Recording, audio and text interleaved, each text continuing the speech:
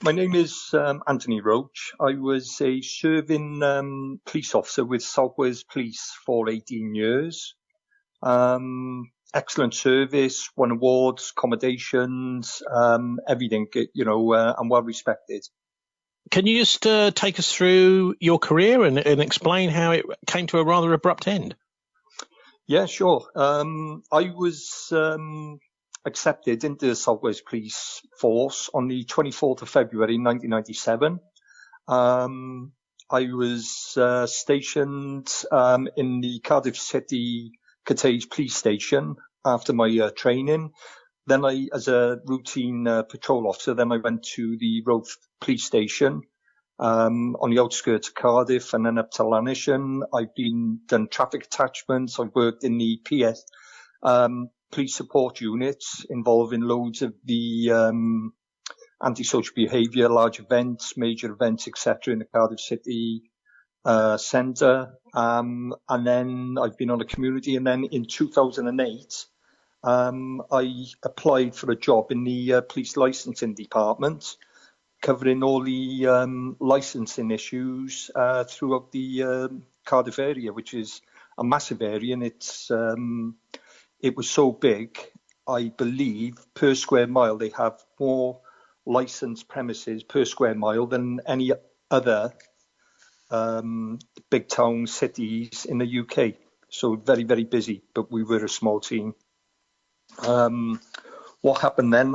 2008, this was at the time then, another 2 years we transferred to Cardiff Bay. And what happened then, the work was being increased, and the department only consisted of one civilian, one police sergeant, and myself, police licensing officer with a female licensing officer, who, when she started, she's been on restricted duties ever since we've been in there. So she's done no night shifts, no special events, etc. So at that time, in 2010, when we moved down to the new station in Cardiff Bay, we became very, very busy. Cardiff City were promoted, and the licensing premises was just increasing, and it was the demand and all that. It was very, very hard. At that time, then another year, 2 years, I obviously started suffering with stress, but I didn't know that was in the job. I was losing my equipment and everything. I was sent home for, taking too much work on in stress with the amount of work which I was expected to do. But on top of that, shock in my life, on the 20th of January 2014, whilst in work, I was arrested, to my shock and horror, for misconduct in a public office.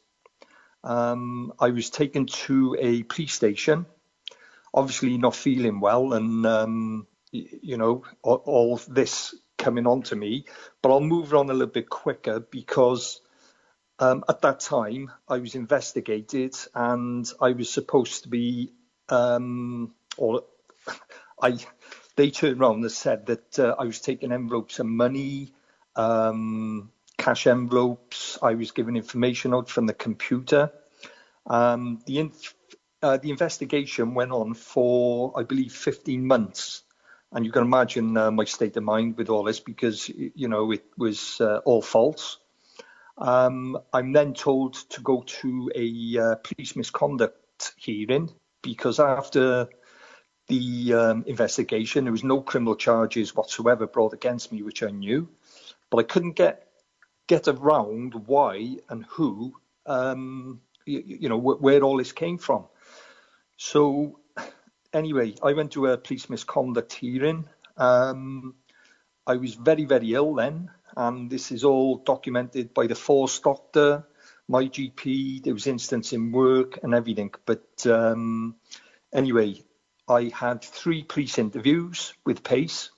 And one of them I can remember just collapsing. I wasn't fit for interview. I wasn't given any, checks by any doctors to see if I was fit for interview.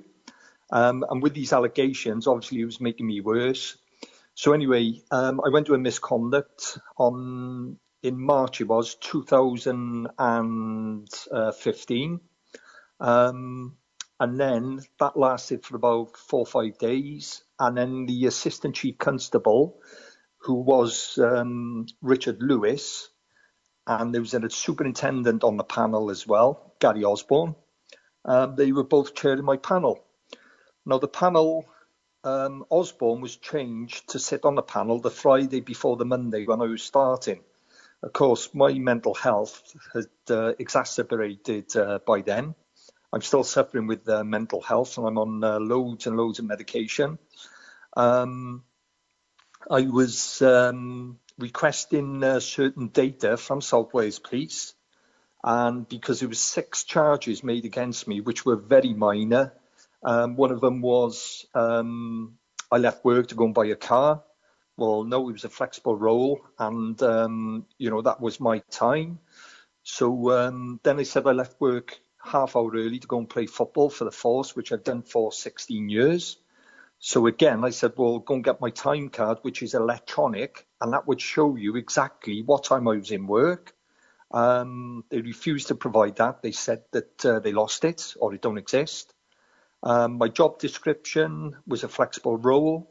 I joined the licensing department in 2008, and when it was a 2008 job description, which obviously said flexible roles, numerous unsociable hours. When I went to my misconduct hearing, I did tell them that the job description you got is dated 2013. It doesn't apply to me. It was different wording. Witnesses were refused to attend, even the ones where the officers breached pace in interview. The Force doctor, who said I was suffering work overload, burnout, he wasn't allowed to turn up. And ACC Lewis, who was chairing the panel, said, oh, well, that's just his opinion. So anyway, I'll move it on. So, yeah, I was dismissed. And obviously it was not degrading as well, because I'm an innocent person. I hadn't done nothing. And the other charges were, they said that you left work early, and all these things were minor, 6 minor things. And I've said to him, had you get my time card, you would see that I was working more hours. I was in earlier than what was said. I put additional hours. My phone records, which obviously they seized as well, with evidence that even when I'm on holiday abroad, on the weekends, when I'm day off, I'm still working and still dealing with licensing issues. My work, I will say, was fantastic. And my bosses, all my senior management, I was the best licensing officer in that department, and crime and disorder, whilst I was in there from 2008, was reduced every single year. So anyway, I'm devastated. I'm dismissed from the job I loved, and I tried to commit suicide then because, I tried to jump off a bridge, and I ended up in the crisis mental health. It was only around about September then. A lot of ex-senior officers, because I was well respected, were saying you've upset somebody. So anyway, I'll move this on, and I've been trying to get justice ever since. Can I just hang on, Tony? Can I just say something? Because I mean, it's pretty shocking, isn't it? The idea that you've done a tremendous job, you've been putting your back into it, in bringing crime and disorder in the area right down, targeting all these various licensed premises, as we know.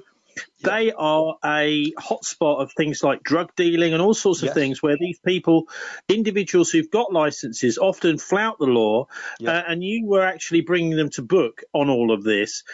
It sounds absolutely breathtaking that the crime and disorder is not actually your ability to bring that crime and disorder down is not actually recognised by the police. In fact, the reverse. In fact, you're punished for bringing it down.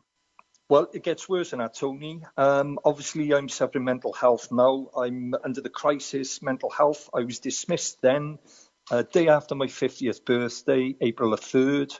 And the following Monday, ACC Lewis put 2 additional police officers in that department because they were struggling.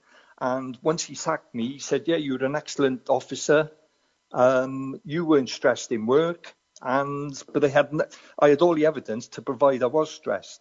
Now, 6 months later, ACC Lewis reports to the Wales Online and the media stating, and it was like a knife into my stomach, that the licensing department in Cardiff cannot cope with all the work when they're 100% fully staffed. And that was like a knife into me. So anyway, as we move on, I've been trying to get justice, and then I'm asking, because my head wasn't right, I've only found out now and obtained evidence that ACC Lewis, Richard Lewis, not only was he head of the professional standards who arrested me in the anti-corruption unit, he's sitting and chairing my misconduct panel, which is one against the police regulations. And I also found out that Superintendent Gary Osborne, who was in charge of the tactical unit in PSD, professional standards, he was the one who changed the last minute, 2 days before my hearing, to sit on the panel. So this panel was rigged, the misconduct was flawed, and I've been asking who sanctioned and authorised, it was called Operation Kansas. And I've been trying the Chief Constables, the South West Police, PCC, Alan Michael, they will not respond to it. Tell us what it was like to be arrested. Where were you? What were the whole circumstances? Just take us through that bizarre event. Oh, it was devastating. It was I was coming out of a meeting, and as I'm walking towards my car in the car park, 2 PSD officers approached me, and I thought they wanted some intelligence or something, and they just arrested me, and I was like, what? And of course, that was around about 12, just after midday. So I'm taking up the valleys in a police station. Wait, were you cuffed or what? I just can't remember. And I was just in shock, and I was taken up there. Of course, I remember I was stuck in a room by the cells, and then I remember the Police Federation, who haven't helped me at all throughout this. They contacted the solicitor, and the solicitor didn't turn up till about, 7 o'clock, half 7, 8 o'clock. In the evening. I mean, just for people that don't know, the Police Federation is almost like a kind of union for police officers. Well, I wouldn't call them a union, and I'll tell you why. So anyway, I'm nearly, devastated. I don't know what's going on. The solicitor come into the room then, introduced himself, and it will stay with me for the rest of my life. I said, can you tell me what I've been arrested for? And he said, misconduct in a public office, and I must tell you, you might end up going to prison. I just broke down, and I thought, what is going on here? So anyway, I was interviewed, and all these allegations, I was taking cash envelopes, I was giving information out, I answered every single thing. And anyway, I was bailed and interviewed again. I was bailed, interviewed again, and I think it was around about August, September, I was told there'd be no criminal charges against me, which I knew. But what's really obviously hurts, and I'm suffering PTSD because of all this. I've only found out October last year, because I've got disclosure and I can evidence all what I'm saying, that South Wales Police were involved in police stings with 2 known criminals. I've got the one statement, and it's not even signed by any police officers. There's no times, no dates. It's like somebody from a school has written a statement. It's appalling. This guy is very, very violent. He's also made threats to kill certain people, which I've had to put intelligence in. He's got access to firearms. He was supposed to have a gun in the office because the licensing trade, it's very, very corrupt, as you've said. And so this guy has lied, perverted the course of justice with another guy who said that, I was taking drugs, and, I'm so or I was so fit. The only drug I've taken is probably paracetamol or something. I've represented the police in the Welsh League football. I've always taken pride in my health, never ever taken any substance, never smoked in my life. So they believe, these two criminals, and then I've got evidence as well to show that they've lied, they've perverted the course of justice. And then what's happened, they have put surveillance on me and my wife for 18 months. I've got evidence where they've been in my home. They've lied to go to a Cardiff magistrate to get a warrant to search our house. I've seen documentations where they've lied to get further authorizations against me. And obviously, I'm trying to get my pension on ill health now. And what's more concerning, my solicitor, who used to work with the police federation, has gone separate because of the corruption involved with the police federation and also the senior officers of the police forces. And this is a national thing. We are not getting the support or the help. We get chosen who we have. So there is all this evidence come to light. I've asked the police. I've done freedom of information. One of the questions, I requested that ACC Lewis was the head of special operations. They wrote back to me. We have consulted with our human resource department, who advised ACC Lewis was substantive head of special operations, as PSD, from the 3rd of May 2013 until the 27th of January 2014. I've got documentation where he's been involved in the surveillance as an ACC, authorising certain tactics and COVID, whatever you want to call it. Sorry, I mean, just to clear up some of these acronyms, that's Assistant Chief Constable and the Professional Standards Department, isn't it? Yeah, that's ACC Lewis himself, who was involved and sat and chaired my panel, misconduct panel, which was rigged. And isn't he just like one down from the Chief Constable? No, there's the deputy then, but he did end up, after I was dismissed, he got promoted then by Alan Michael, the PCC, to deputy. So you've got the Chief Constable, deputy, and then the ACC. And ACC Lewis was head of professional standards, special operations, and so obviously that's evidence now that proves that it was rigged and it was corrupt. They breached the police misconduct rules. So I've asked many questions to ex-South Wales Police Chief Constable Matt Dukes, ex-Chief Constable Peter Vaughan. I've said, can you tell me if ACC Lewis was involved in the investigation and special operations? They will not reply. But then I've got evidence from the South Wales Police website where Peter Vaughan, the Chief Constable, is sat down. You probably know him. He's from Avon and Somerset, John Stratford. He was transferred from Avon and Somerset to South Wales Police, and he took over the responsibilities of special operations, professional standards. So, you've got the head who's, obstructing justice. I've got stuff from Alan Michael, who've said ACC Lewis was in fact selected by the professional standards. Well, he's their boss. How can they select their own boss to adjudicate your case? Has he had no previous involvement in the matter whatsoever, which is the basis upon all panel member hearing, a gross misconduct hearing, are selected. My complaint is therefore upheld.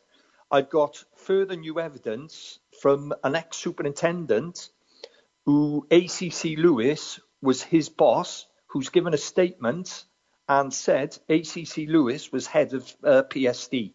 I've got an anti-corruption officer, a statement from him to say that, yeah, he was head of PSD at that time of my investigation. But more concerning, ACC Lewis now has retired, and I was contacted by another ex-officer who's passed me information to say that ACC Lewis has set up his own personal consultancy security business. He's gone on LinkedIn, Indeed, and I've got the copy, and he's put where he's head of Special Operations, PSD. It's farce. So I'm trying to get justice. I've written to the chair, Mr. Richard Mertz. He deals with all appeals against, wrongful arrest or dismissals and that. I've written to him. I said, were you aware that ACC Lewis and Superintendent Gary Osborne were involved in the investigation? And he sat and chaired my panel. And his response was, no. He said, this is what he said. I was informed that the PAT chair that 2 members of the misconduct was heard in his case and would be involved in the investigation. This is what he's writing to the police. He said, I've received an email from former PC Roach inquiring as to whether I was informed as the PAT chair that 2 members of the misconduct panel, which heard his case, had been involved in the investigation. I have revisited my Rule 11 determination and note that it appears that no issue was raised in the grounds of the appeal as to any breach of procedure or irregularity. Obviously, I didn't know then at the time. As regards to the constitution of the misconduct panel, had I understood that to be a ground of appeal, I should have dealt with it. Again, if anyone concerned in this appeal, either as a party or from the Commissioner's office, had raised such an issue, I would have expected to have called for full details of any involvement in the investigation by a misconduct panel member. So the other disclosure I've got, which is more concerning, the South Wales Police Commissioner, Alan Michael, he has also been involved in the investigation.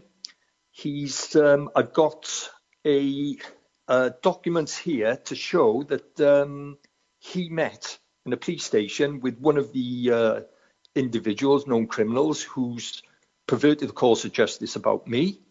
And the problem I've got now, I'm trying to get an appeal because obviously it was flawed, it was set up. These 2 criminals were lying for their own benefits to try and get on the door industry. And because I was squeaky clean, they knew, obviously, they had to get past me.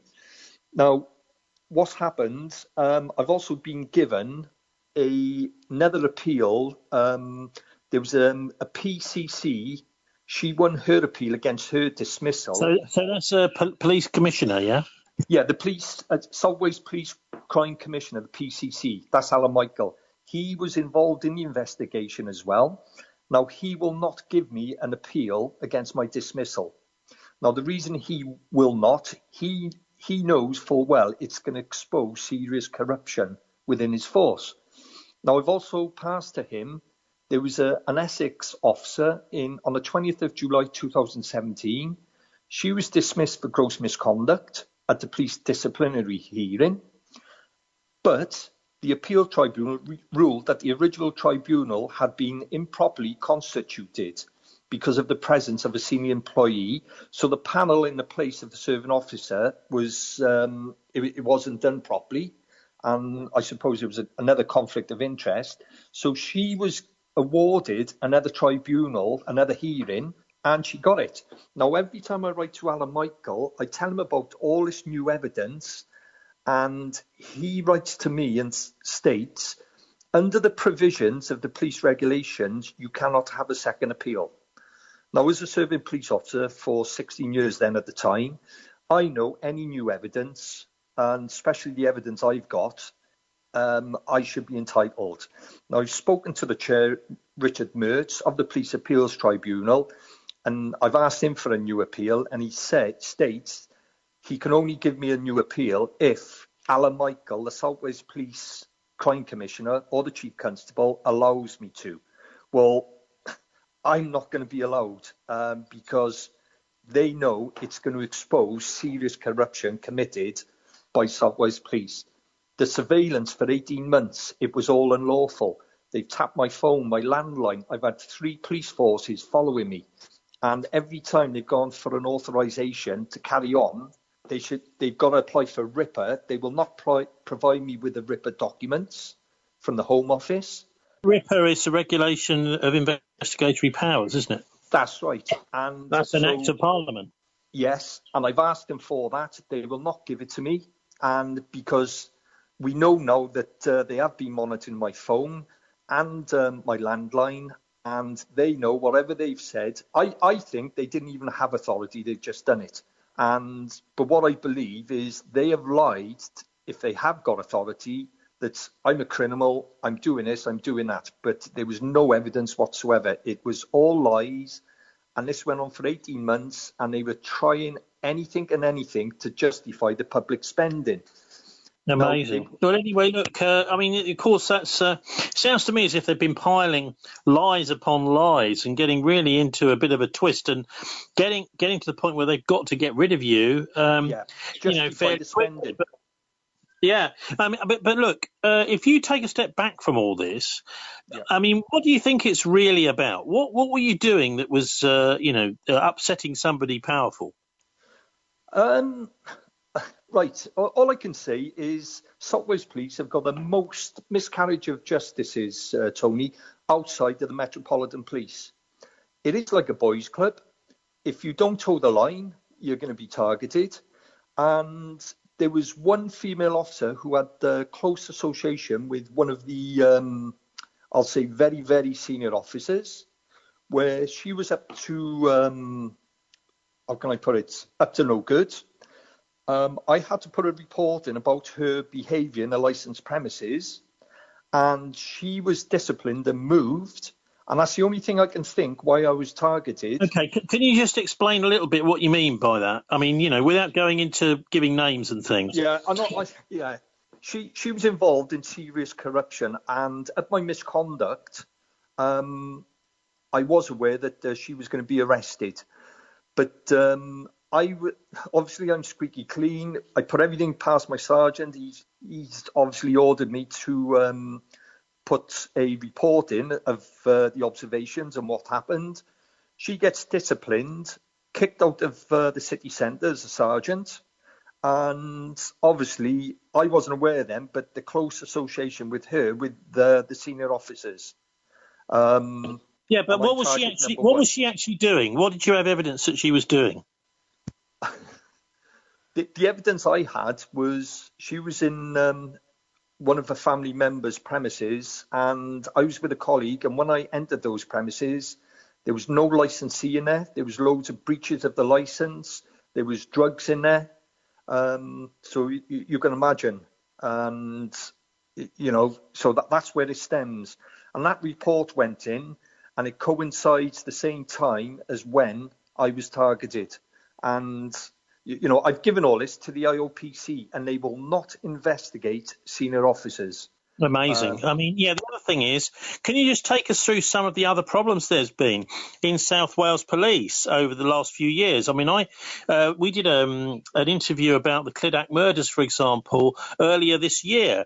I mean, obviously I'm over in Bristol, and obviously our police force, Avon and Somerset, is not squeaky clean. But I'm getting tremendous number of calls and stories from Cardiff and Newport, etc., and Swansea about the problems over there. So can you take us through some of the things that, have been going on in South Wales Police over the last few years? Well, from my experience, Tony, it's if you're not a yes man and you don't do what they say, it's you're going to be ostracised. It's like a boys' club. I believe, especially there's a lot of connections with the Masons. I do believe that, and a lot of other officers believe that as well. I don't know if you've seen that programme. It ended last week with the murder of Lynette White. It was called A Killing of Tiger Bay. As I was watching that, I was feeling physically sick again, the way the officers conducted themselves in the investigations. And what's more annoying now, obviously I can relate to this now, and if they're doing that to the public, and now they're doing that to their own, you've got the other. So case. Can you just take us through the Lynette White case for people that have not come across it? It's cost the taxpayer. It was the most costliest miscarriage of justice. They arrested 5 people. 3 ended up going to prison, and it was only years after that. What for?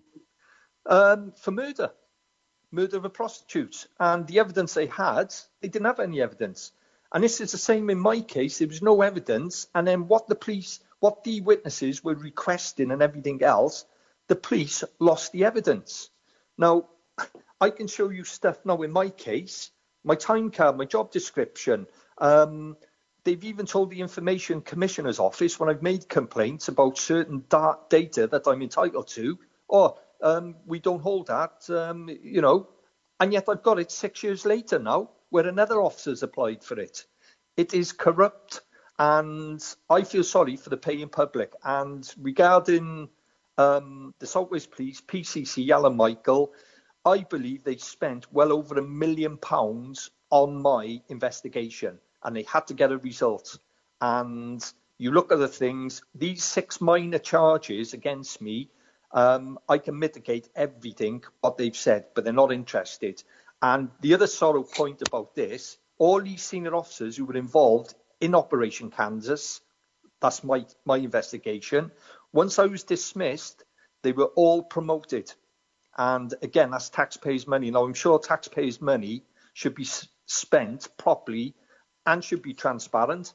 I've asked Alan Michael, how much did Operation Kansas cost? The paying public. He said, I don't hold that information. He won't give it. And then South Wales Police Freedom of Information provided a costing of £23,000. Now, that is total lies. That is a cover-up. I mean, it's fascinating. And also, it does sound as if these people have been rewarded for corruption rather than for uncovering corruption and arresting people. Tony, I know another officer who's involved in the investigation against me, monitoring the cameras and everything, and he was up to no good, and I won't name him, but he was the charges against him are the misconduct, and he was a senior officer again, and he was taking police vehicles, using a false credit card. There was other offences which I won't go into. They were all criminal. But because he was working for the PSD, they just dismissed him. And yet me, a PC, all lower rank, they will do anything and anything to try and get rid of you. And like I said, I was told I was going to prison. And not only was I suffering mental health, overworked in work, the charges against me, it took them 18 months to try and get 18 months investigation with all these COVID and 3 police forces following me. So when I was arrested then, it took them another 15 months then to try and get something again, which, like I said, I'm squeaky clean. My reputation, I still hold my head up high.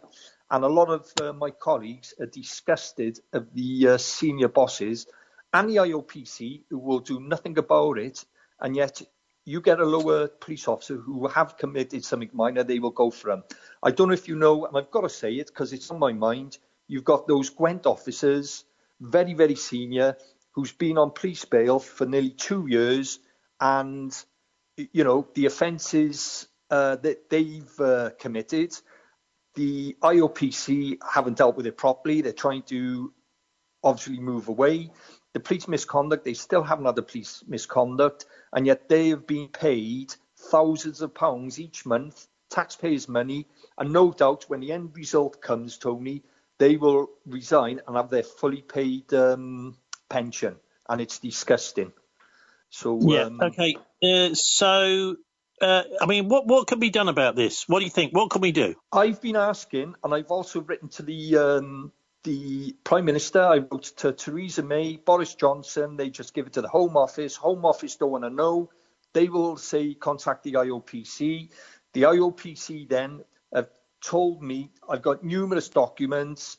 Any new evidence or complaints, give it to South Wales Police, professional standards to investigate themselves. Yeah, but you're dealing with a mafia here. They're basically not going to investigate. They're not going to do their jobs. But what can we do with corrupt, a network this is of corrupt officials? You say the Freemasons, you may have evidence for that, you may not. But what can we actually be done about networks of criminality within the criminal justice system? Well, like I said, with this, the killing of Lynette White, the killing in Cardiff Bay, that programme, Matt Dukes, the chief constable, said, and I was physically sick, he stated, "Oh, that happened all those years ago. It doesn't happen in my force today." What a liar. The guy has got to be transparent. He cannot ignore what we're telling him. You know, I'm a serving police officer. Now, if they've done that to their own, what are they doing to the public? And the IOPC, it's got to be disbanded. I would like an appeal against my dismissal, which I know I'm not going to get, but I'm not going to stop fighting for it, because they know it's going to expose my story is going to be similar regarding the evidence and tampered with and refused, delayed, etc., like the Lynette White case. And Saltways Police needs to look at them. There needs to be a full public inquiry into Saltways Police, because there's a lot more to this, which obviously I don't want to say on air, but, you know, once this comes out, and this is why the IOPC do not want to investigate senior officers. You've got the Saltways Police PCC, Alan Michael. Since he's been in post, he's only recruited chief constables within, because obviously they know, you know, what's going on.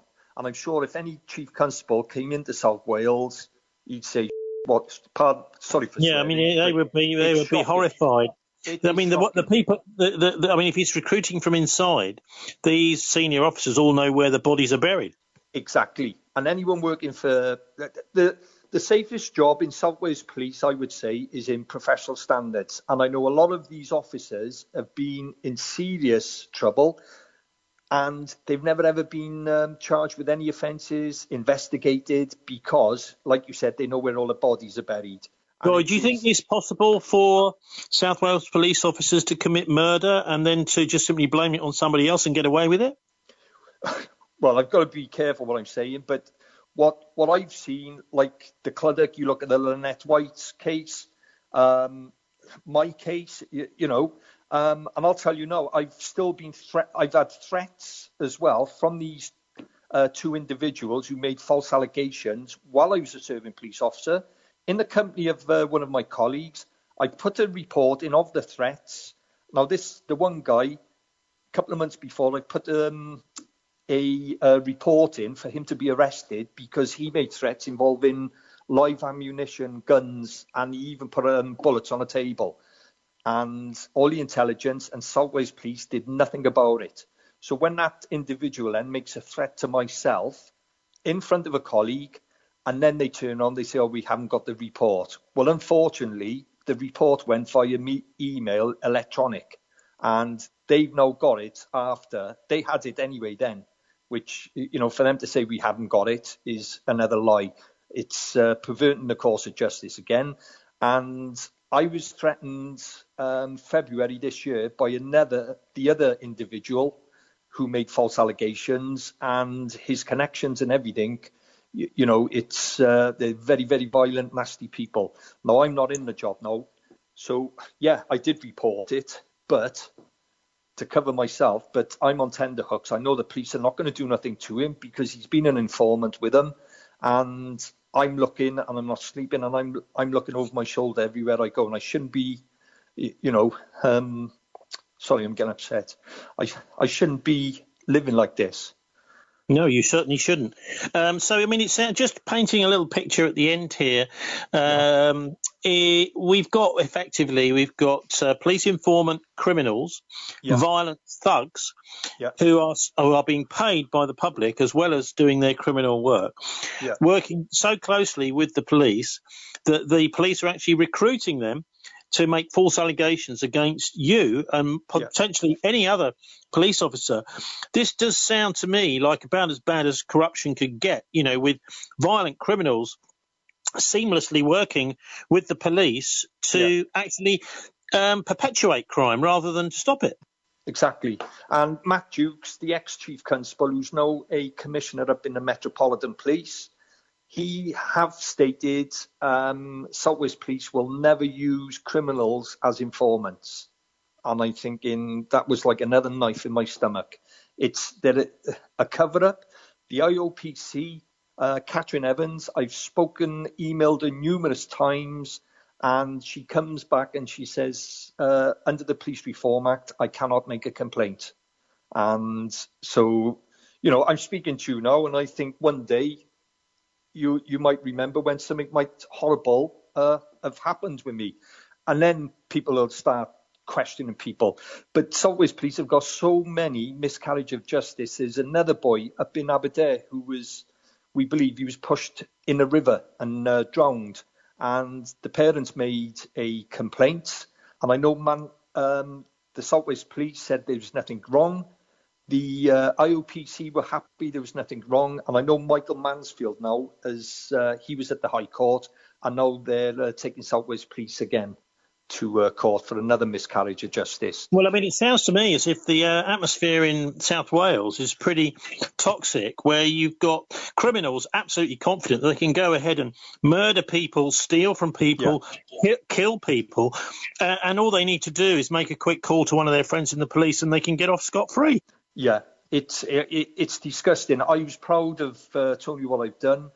Every single year, my annual reviews were excellent. And then I get treated for false, malicious allegations, all proved to be false for these to, their own benefits.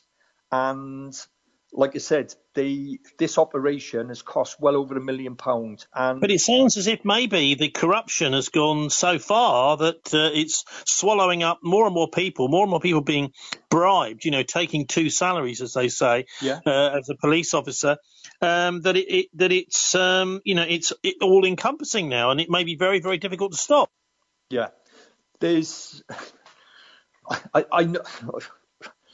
I think the best tone is I could come over and I could tell you more, but I've got to be careful. But the stuff I know which was going on in the anti-terrorism unit, it is shocking.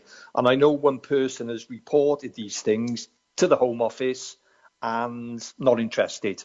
We just had literally this week, we've had the horrific evidence coming out about Wayne Couzens, who was serving Metropolitan Police officer who abused his warrant card to falsely arrest Sarah Everard in London under some cooked up charges to do with the COVID regulations, abducted her, raped her and murdered her. So this is within the police force in London. Yeah. Well, I know one of the officers who's head of the Saltways Police professional standards was also head of the anti-terrorist unit in Wales, and I am aware they were downloading CD copies on the police anti-terrorism computers, and the officer who was there exposed it to the chief constable, etc., and nothing was done about it. It seems with South Wales, if you're a senior officer, you can do what you want. It's terrible. And they will spend the public purse how they want. They will cover up. And like I said, with my case, everything I'm telling you, Tony, I can evidence. I know some people say, this happened, that happened. I can evidence every single thing.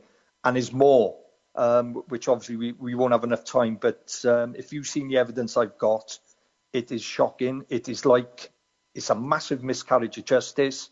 The way they deal with the evidence and they lose it, dispose of it. And like I said, I've got evidence now 6 years later, which I requested my misconduct. But what done it for me as well, more importantly, you've got the ACC, Richard Lewis and Gary Osborne, who were involved in the investigation.